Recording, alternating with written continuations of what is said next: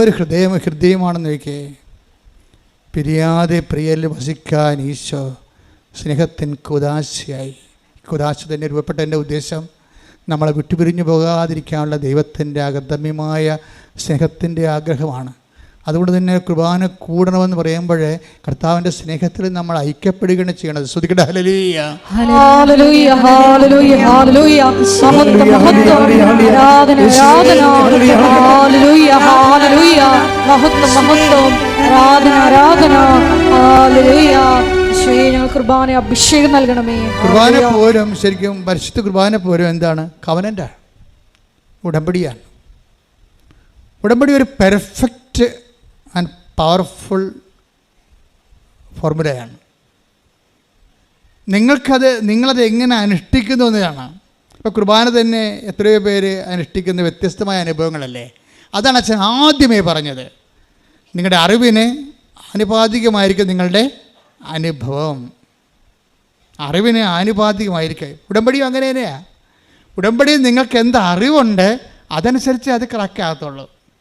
ഉടമ്പടിയെക്കുറിച്ച് നിങ്ങൾക്ക് അറിവില്ല, നിങ്ങൾ ഉടമ്പടി ധ്യാനം കൂടുന്നില്ല. 2 കൊല്ലമായിട്ട് ഉടമ്പടി ധ്യാനം കൂടാത്ത ആൾക്കാരൊക്കെ അച്ഛനെ കാണാൻ വേണ്ടി ചീട്ടും കൊണ്ട് വരും. ഇന്നലെ ഒരു ചേട്ടൻ വന്നായിരുന്നു.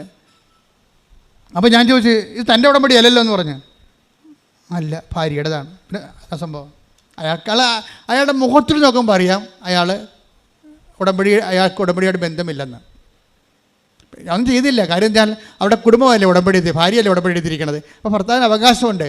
പക്ഷെ അങ്ങനെ ഒരു അവകാശം പോരാ, അതൊരു സാങ്കേതികമായ അവകാശമാണ്. നിങ്ങൾക്കൊരു ബയോളജിക്കൽ റിലേഷൻ വേണം ഉടമ്പടിയുമായിട്ട്. ഇപ്പോൾ ത്രേസിക്കുട്ടി എന്ന് പറഞ്ഞൊരു മോള് സാക്ഷ്യം പറഞ്ഞ് അവിടെ വീട്ടിൽ എല്ലാവരും ഉടമ്പടി എടുത്തിട്ടുണ്ട്. ത്രേസിക്കുട്ടിയുടെ വിഷയം കുറച്ചുകൂടി സീരിയസ് ആയത് കാരണം അവർക്ക് എല്ലാവർക്കും തന്നെ ഉടമ്പടി എടുക്കാനുള്ള അഭിഷേകം കിട്ടിയ കാരണം എല്ലാവരും ഉടമ്പടി എടുത്തു. ഭർത്താവിന് ഉടമ്പടി എടുത്തതെങ്കിൽ വൈഫ് ചോദിക്കണം, എടോ താൻ എന്താണ് കർത്താവിനോട് പറഞ്ഞത്, അമ്മയോട് മധ്യസ്ഥ നിർത്തിക്കൊണ്ട് താൻ എന്തൊക്കെയാണ് ഏറ്റത് എന്ന് ചോദിക്കണം. അങ്ങോട്ടും ഇങ്ങോട്ടും ചോദിച്ചിട്ട് അത് മനസ്സിലാക്കിയിട്ട് ആ അറിവിന് ആനുപാതികമായിട്ടാണ് എല്ലാവരും ജീവിക്കണമെങ്കിൽ ഒറ്റ ഉടമ്പടിക്ക് എല്ലാവരും ഉടമ്പടി എടുത്ത പോലെയാകും. അതാണ് ഏറ്റവും മാതൃകാപരമായ സംഭവം. ഞാൻ പറഞ്ഞു, ഒരു വീട്ടിൽ ഒരു കാശുരൂപ മതി ശരിക്കും പറഞ്ഞാൽ. പിന്നെ ബാക്കിയുടെ അച്ഛൻ കാണാൻ വരുമ്പോൾ കാശുരൂപം വേറെ കൊടുക്കുന്നുണ്ട്, ഞാൻ തന്നെ കൊടുക്കുന്നുണ്ട് കാണാൻ വരുമ്പോൾ, ഇല്ലേ? ഇപ്പം അത് രണ്ട് കാശുരൂപ നമുക്ക് കിട്ടണത്. നിങ്ങൾ അതായത് ഇവിടെ വെഞ്ചരിച്ച് വെച്ചിരിക്കണ, ഇവിടെ അകത്ത് നമ്മുടെ സ്റ്റോളിൽ കിടക്കണ എല്ലാം വെഞ്ചരിച്ച് വെച്ചതാണ്.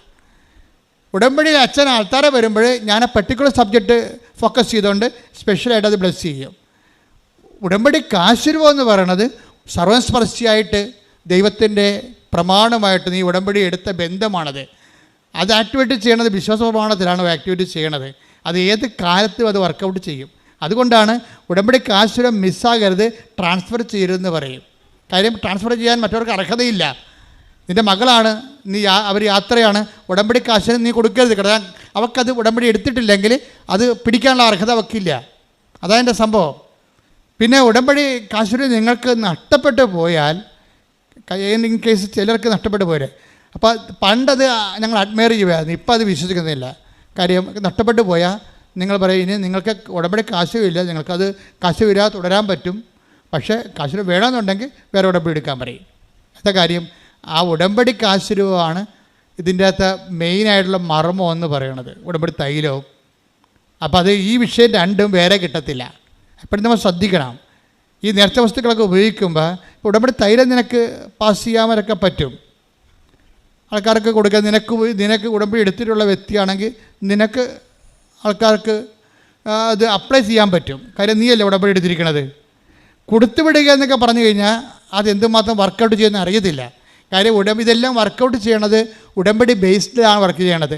നീ ദൈവം നീ ചെയ്തിട്ടുള്ള ഉടമ്പടിയിൽ നിനക്കുള്ള കപ്പാസിറ്റി, കവനൻ്റ് കപ്പാസിറ്റി ഉണ്ട്. ആ കവനൻ്റ് കപ്പാസിറ്റി ഇല്ലാത്ത ആൾക്കാരെ അതെങ്ങനെ യൂസ് ചെയ്യണമെന്ന് നമുക്കറിയത്തില്ല. അപ്പോൾ അതുകൊണ്ട് നിനക്കിപ്പോൾ രോഗികളെ കാണാം, നിനക്ക് അപ്ലൈ ചെയ്യാം. കാരണം നീ കർത്താവിൻ്റെ ഉടമ്പടിയിലുള്ള ആളാണ്. ഉടമ്പടി ഉണ്ടെന്ന് പറഞ്ഞ സ്റ്റാറ്റസാണ് ശരിക്കും പറഞ്ഞാൽ. ക്രിസ്ത്യൻ സ്റ്റാറ്റസിലെ ഏറ്റവും പോപ്പുലർ സ്റ്റാറ്റസ് എന്ന് പറയുന്നത് ഒരു സാക്രമെൻ്റ് സ്റ്റാറ്റസിനേക്കാൾ സാക്രമെൻ്റ് സ്റ്റാറ്റസ് ഒരു പ്രത്യേക ദൈവ വിളിക്ക് വേണ്ടിയുള്ളതാണ് സാക്രമെൻ്റ് സ്റ്റാറ്റസ്. ഉടമ്പടിയിലുള്ള കവനൻ്റ് സ്റ്റാറ്റസ് ഒരു പ്രത്യേക വിളിക്കല്ല, എല്ലാ വിളിയെയും സ്പർശിക്കുന്നതാണ്. എല്ലാ സാഹചര്യങ്ങളെയും സ്പർശിക്കുന്നതാണ്.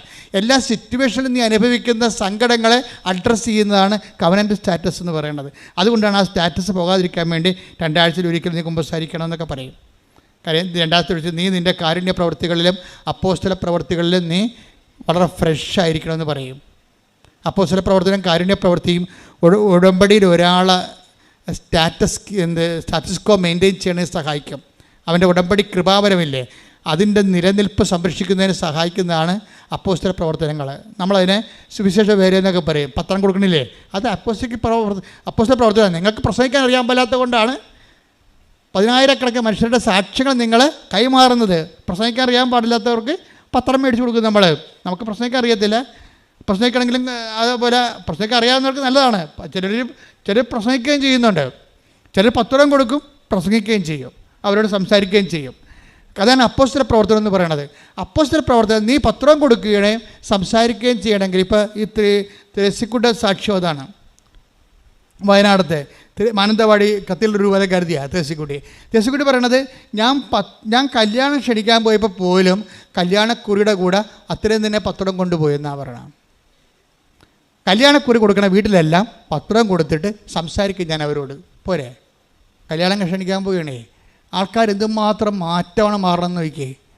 കല്യാണക്കുറിയുടെ കൂടെ പത്രം കൊണ്ട് കൊടുക്കും. ഇതിന് പത്രം കൊടുത്തിട്ട് ഞാൻ മകളുടെ കല്യാണമല്ല പറയണത്, അത് നിങ്ങൾ വരണം തീർച്ചയായിട്ടും. പിന്നെ പറയണത് എന്താണ്, ഉടമ്പടിയെക്കുറിച്ചാണ് പറയണത്. കല്യാണം ക്ഷണിക്കാൻ പോണ അമ്മ, മകൻ്റെ കല്യാണം ക്ഷണിക്കാൻ പോകുന്ന അമ്മ ക്ഷണിക്കണ വീട്ടിൽ ഉടമ്പടിയെക്കുറിച്ചും കൃപാസനത്തെക്കുറിച്ചും മാതാവിനെക്കുറിച്ചും പറയണമെങ്കിൽ അതിൻ്റെ പേരാണ് അപ്പോസ്തല പ്രവർത്തനം എന്ന് പറയുന്നത്. ഈ അപ്പോസ്തല പ്രവർത്തനവും അതുപോലെ തന്നെ കാരുണ്യ പ്രവർത്തികളും, ഈ 2 കാര്യം സ്റ്റാറ്റസ് കോ മെയിൻറ്റെയിൻ ചെയ്താലേ, അതിൻ്റെ തൽസ്ഥിതി നിലനിർത്തിയെടുത്താലേ നിങ്ങൾ കവനൻ്റിലാണ്. ശരിക്കും പറഞ്ഞാൽ കവനൻ്റിലാണെന്ന് വെച്ച് കഴിഞ്ഞാൽ ഈ നമ്മൾ തൊട്ടതെല്ലാം പൊന്നാകുമെന്ന് പറയത്തില്ലേ, അതുപോലുള്ള അനുഭവമാണ്. കാര്യം ഉടമ്പടിക്കൊരു പ്രശ്നം വെച്ചാൽ, ഉടമ്പടിയിൽ ദൈവം നിങ്ങളതിൻ്റെ ഫോർമുല കറക്റ്റ് ചെയ്താൽ പിന്നെ ഓട്ടോമാറ്റിക്കായിട്ട് ഗ്രേസ് നിങ്ങൾ ആഗ്രഹിക്കുന്ന മേഖലയെല്ലാം കൃപ ഒഴുകിക്കൊണ്ടിരിക്കും. കാര്യം എന്താണ്, ദൈവം വിശ്വസ്തനും സത്യസന്ധനുമായതുകൊണ്ട് നിങ്ങൾ സത്യത്തിലാണ് അത് ചെയ്യണമെന്നുണ്ടെങ്കിൽ നിങ്ങളെ ഫ്രോഡ് കളിക്കരുത്. കാര്യം നിങ്ങൾ ഫ്രോഡ് കളിക്കുന്നത് വെച്ചാൽ 90 ദിവസം വരെ ഒരു അഡ്ജസ്റ്റ്മെൻറ്റിൽ പോകാം. 90 ദിവസം കഴിയുമ്പോൾ വല്ല പഴയ അവസ്ഥയിലേക്ക് പിരിയാവുന്നൊക്കെ പറഞ്ഞുകൊണ്ടാണ് നിങ്ങൾ ഉടമ്പടി എടുക്കണമെങ്കിൽ ദൈവത്തിന് അറിയാമല്ലോ, ഇത് ചുമ്മാ കാര്യം കാണാൻ വേണ്ടി വരിപ്പഴപ്പിന് വേണ്ടി ചുമ്മാ ഉടുത്ത് കെട്ടി പണ്ടാരെ ഇറങ്ങിയിരിക്കണം എന്നറിയാമല്ലോ ദൈവത്തിന്. അതുകൊണ്ട് വർക്കൗട്ട് ചെയ്യത്തില്ല. അപ്പോൾ നിങ്ങൾ പറഞ്ഞ കർത്താവേ, ഉടമ്പടി തന്നെ ആ അരൂപിച്ച് ജീവിക്കാൻ സഹായിക്കുന്നത് പ്രാർത്ഥിക്കണം. പിന്നെ ഇതൊന്നും പ്രാർത്ഥിക്കുന്നതിന് മുമ്പ് വേറൊരു പ്രാർത്ഥനയുണ്ട്. എന്താണെന്നറിയാവോ, ഉടമ്പടി പെട്ടെന്ന് കത്തണമെങ്കിൽ, പെട്രോൾ കത്തണ പോലെ കത്തണമെങ്കിൽ പ്രാർത്ഥിക്കേണ്ട ഒരു പ്രാർത്ഥന ഉണ്ട്. എന്താണ്, അതൊരു വരി പ്രാർത്ഥനയേ ഉള്ളൂ. ഒരു വരി പ്രാർത്ഥന ഉണ്ടെങ്കിൽ ഉടമ്പടി പെട്രോൾ പോലെ കത്തും. എന്ത് പ്രാർത്ഥനയാണത്? അമ്മേ, എന്നെ അമ്മയുടെ പ്രത്യക്ഷീകരണത്തിൻ്റെ സാക്ഷിയാക്കണമേ. തീർന്ന്, ദിസ് ഓവർ. എല്ലാം അതിൻ്റെ അകത്തുണ്ട്. ഒറ്റ പ്രാർത്ഥന. ഞാനിവിടെയൊക്കെ പറയുമ്പോൾ ഞാൻ പറഞ്ഞു, നീ ഓപ്പറേഷൻ്റെ സമയത്തായാലും നീ പ്രസവിച്ചുകൊണ്ട് ഇരിക്കുന്ന സമയത്ത് എനിക്ക് പെറ്റുന്നവ് വന്നുകൊണ്ടിരിക്കുകയാണ്. അപ്പോഴും നീ വായ തുടച്ചു, അമ്മേ എന്നെ പ്രത്യക്ഷീകരണത്തിൻ്റെ സാക്ഷിയാക്കണമേ. തീർന്ന്. പ്രത്യക്ഷീകരണ പ്രാർത്ഥനയുടെ കൺസൈസ് രൂപമാണ്. അതിലിങ്ങനെ നമ്മൾ അതിൻ്റെ എന്താണ് കാച്ചി കുറുക്കി അതിൻ്റെ സത്ത് കടഞ്ഞെടുത്തിട്ട് എടുക്കുന്ന സംഭവമാണ് ക്യാപ്സ്യൂൾ. എന്താണ്, ഒരു ക്യാപ്സ്യൂൾ പ്രയറാണ്. Covenant capsule prayer. എന്താണ് പറഞ്ഞേ, അമ്മേ എന്നെ അമ്മയുടെ പ്രത്യക്ഷീകരണത്തിന്റെ സാക്ഷിയാക്കണമേ. ഇതൊരു 10 പ്രാവശ്യം നിനക്കൊരു ദിവസം പറയാൻ ഇടയായി കഴിഞ്ഞാൽ നീ നിൻ്റെ കവനൻ്റിലെ ബയോളജിക്കൽ റിലേഷൻ കീപ്പ് ചെയ്യാൻ പറ്റും. സാങ്കേതിക ജ്ഞാനമല്ല, സാങ്കേതിക റിലേഷൻ, ടെക്നിക്കൽ റിലേഷനുണ്ട്. പല ആൾക്കാർക്കും ഉടമ്പടിയുമായിട്ടുള്ള ടെക്നിക്കൽ റിലേഷനാണ്. ടെക്നിക്കൽ റിലേഷനിൽ അതിൻ്റെ ഒരു വരണ്ട കാലാവസ്ഥയിലാണ് ഈ സാധനം വർക്കൗട്ട് ചെയ്യണത്. ഇപ്പം തെങ്ങ് നോക്കിക്കഴിഞ്ഞാൽ, തെങ്ങ് നോക്കുമ്പോൾ തേങ്ങ ഉണ്ടെന്ന് പറയാൻ പറ്റും. എത്ര വെള്ളക്കാ പൊട്ടിയതായിരിക്കും? 50 വെള്ളക്കാ പൊട്ടി. എത്ര തേങ്ങയുണ്ട്? 4 തേങ്ങയുണ്ട്. പോരെ? അതാണ് പ്രശ്നം. തേങ്ങ ഉണ്ടെന്ന് പറഞ്ഞൊരു കാര്യമില്ല, സാങ്കേതികമാണ്. ഭൂമിയിൽ ഇങ്ങനെ ആ സംഭവം, ആ തെങ്ങെന്ന് പറഞ്ഞ സാധനം ഭൂമിയിൽ ഉറച്ചു നിൽക്കണ കാരണം 4 തേങ്ങയുണ്ട്. പക്ഷേ വെള്ളക്കാ എത്രയാണ് പൊട്ടിയിരിക്കണത്? 50 വെള്ളക്കാ പൊട്ടിയിട്ടാണ് 4 തേങ്ങയുള്ളത്. ഒന്നുമില്ലെങ്കിൽ ഒരു 10-20 തേങ്ങ പിടിക്കേണ്ടതാണത്. നല്ല വിളക്കൂറുള്ള മണ്ണിലാണ് ആ തെങ്ങ് നിൽക്കണമെന്നുണ്ടെങ്കിൽ, ഇത്തിരി വെള്ളമൊക്കെ ആവശ്യത്തിനുണ്ടെങ്കിൽ ഒരു 10-20 തേങ്ങ കിട്ടേണ്ട സംഭവത്തിൽ 4 തേങ്ങയാണ്. എന്തുകൊണ്ടാണ് ഈ ഉടമ്പടി ഈ വ്യത്യാസം വന്നത്? എല്ലാവരും എടുത്തിട്ടിരിക്കുന്ന ഉടമ്പടിയാണ്. ചിലത് 4 തേങ്ങ, ചിലത് 8 തേങ്ങ, ചിലത് 12 തേങ്ങ, ഇങ്ങനെ കിടക്കണം. ഈ വ്യത്യാസം വരാൻ കാരണം എന്താണ്? അതിൻ്റെ കാരണം ചെയ്വനയുടെ രീതികളാണ്. ബൈബിളിൽ 3 തരം ചെയ്വനയുണ്ട്. ചെയ്വന എന്ന് പറഞ്ഞാൽ എന്താണ്? ചെയ്യുന്ന രീതികൾ. അവൻ പറയണ പോലെ ചെയ്യണമാണല്ലോ ഉടമ്പടി. പക്ഷെ അവൻ പറയണ പോലെ എല്ലാവരും ചെയ്യണില്ല. ചിലർ ചെയ്യണം. ഇപ്പോൾ ബൈബിളിൽ 3 തരം ചെയ്ത്താണ് ഉള്ളത്. ഒരു ചെയ്ത്ത് എന്താണ്? ഒരു ചെയ്തെന്ന് പറയണത് മത്തായിയുടെ സുവിശേഷം 25:18 ഒരു ചെയ്ത്തുള്ളത്. അതെന്ത് ചെയ്ത്താണത്? അവന് കിട്ടിയ നാണയം, താലന്ത് അവൻ കൊണ്ട് കുഴിച്ചിട്ടിട്ട് വെറുതെ ഇരിക്കും. ചില ഉടമ്പടി എടുത്ത് വെറുതെ ഇരിക്കുന്ന ആൾക്കാരില്ലേ? അതാ സംഭവം. അത് വായിച്ചതെന്ന് വെച്ചാൽ ഒന്ന് മത്തായിയുടെ സുവിശേഷം എടുത്തേ. മത്തായി 25:18.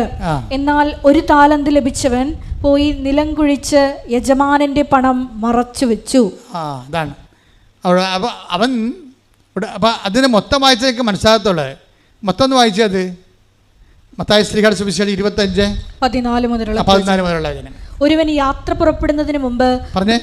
ഒരുവൻ യാത്ര പുറപ്പെടുന്നതിന് മുമ്പ് ഭൃത്യന്മാരെ വിളിച്ച് തന്റെ സമ്പത്ത് അവരെ ഭരമേൽപ്പിച്ചതുപോലെയാണ് സ്വർഗരാജ്യം. അവൻ ഓരോരുത്തന്റെയും കഴിവനുസരിച്ച് ഒരുവന് 5 താലന്തും മറ്റൊരുവന് 2ഉം വേറൊരുവന് 1 കൊടുത്ത ശേഷം യാത്ര പുറപ്പെട്ടു.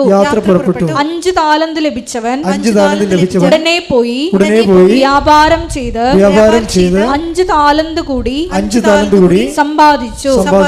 2 താലന്ത് കിട്ടിയവനും 2 കൂടി നേടി. എന്നാൽ 1 താലന്ത് ലഭിച്ചവൻ പോയി നിലം കുഴിച്ച് യജമാനന്റെ പണം മറച്ചു വെച്ചു.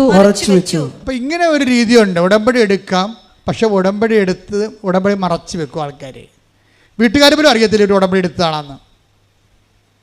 നമ്മൾ ഉടമ്പടി എടുക്കും, പക്ഷേ വീട്ടുകാർക്ക് പോലും അറിയാൻ പറ്റത്തില്ല ഉടമ്പടി എടുത്താണോ ഇല്ല എന്ന്. കാര്യം വീട്ടുകാർ ഉടമ്പടി എടുത്തതാണെന്ന് അറിഞ്ഞു കഴിഞ്ഞാൽ ഇവൻ അളിയൻ വരുമ്പോൾ വല്ല വീശിക വല്ലതും ചെയ്താൽ വീട്ടുകാരെ പിടിക്കുക. നീ ഉടമ്പടി എടുത്തതല്ലേ, എന്തിനാണ് പോക്കൃത്തരം കാണിക്കണം ചോദിക്കും. അതുകൊണ്ട് പറ്റിപ്പുകാർ ഉടമ്പടി പുറത്ത് പറയത്തില്ല, മറച്ചു വെക്കും. അതാണ് 25:18. 1 താലന്ത് ലഭിച്ചവ വന്നിട്ട് അത് മറച്ചു വെച്ചു. ഉടമ്പടി മറ്റുള്ളവരെ അറിയാതെ ജീവിക്കുന്ന കുറേ ആൾക്കാരുണ്ട്. അതാണ് മറച്ചു വെപ്പുകാരെന്ന് പറയുന്നത്. നിങ്ങൾ അങ്ങനെയാണെന്ന് ചിന്തിക്കണം കേട്ടോ, പണി കിട്ടേ.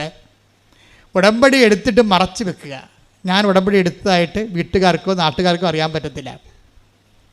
പത്രം കൊടുക്കത്തില്ല, അത് വേറെ ആരെങ്കിലും ഏൽപ്പിക്കും, അല്ലെങ്കിൽ അലമാരി വെച്ചേക്കും, മറച്ചു വെക്കും. പത്രം കൊടുത്താലല്ലേ ഉടമ്പടി എടുത്തെന്ന് അറിയത്തുള്ളൂ.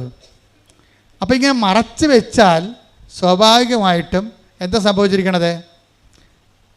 പണ്ട് ഉടമ്പടി എടുക്കാൻ വന്നപ്പോൾ ഉണ്ടായിരുന്നത് കൂടി തിരിച്ചെടുക്കാൻ സാധ്യതയുണ്ട്.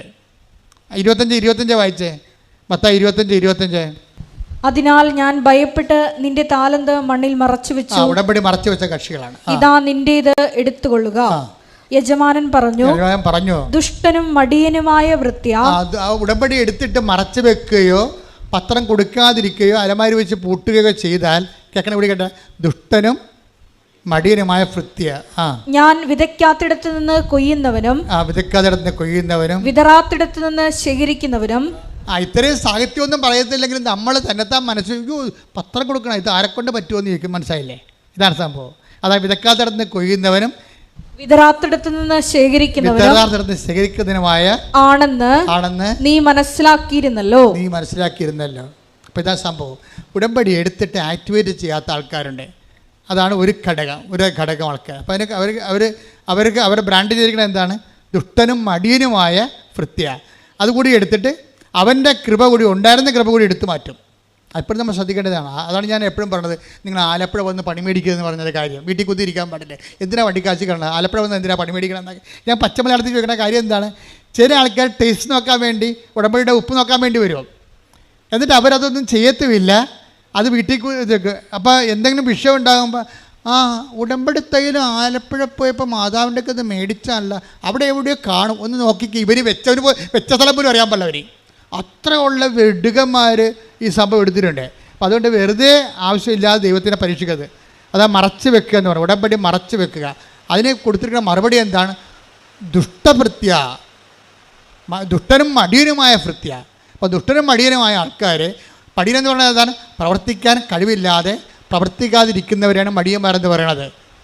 അപ്പം മടിയന്മാർക്കുള്ളതല്ല, എന്നാലും ഉടമ്പടി ആർക്കുള്ളതാണ്? ഉത്സാഹിക്കുള്ളതാണ്. ഒന്ന് കൈപൊക്കിക്കേ. കർത്താവേ, ഉടമ്പടി ആചരിക്കാൻ, ഉടമ്പടി ആഘോഷിക്കാൻ എനിക്ക് ഉത്സാഹം നൽകണമേ. എന്റെ മടി മനസ്സിൽ നിന്ന് എന്റെ ശരീരത്തിൽ നിന്ന് മടിയെ നീ മാറ്റി അകറ്റണമേ. ശ്രദ്ധിക്കട്ടെ.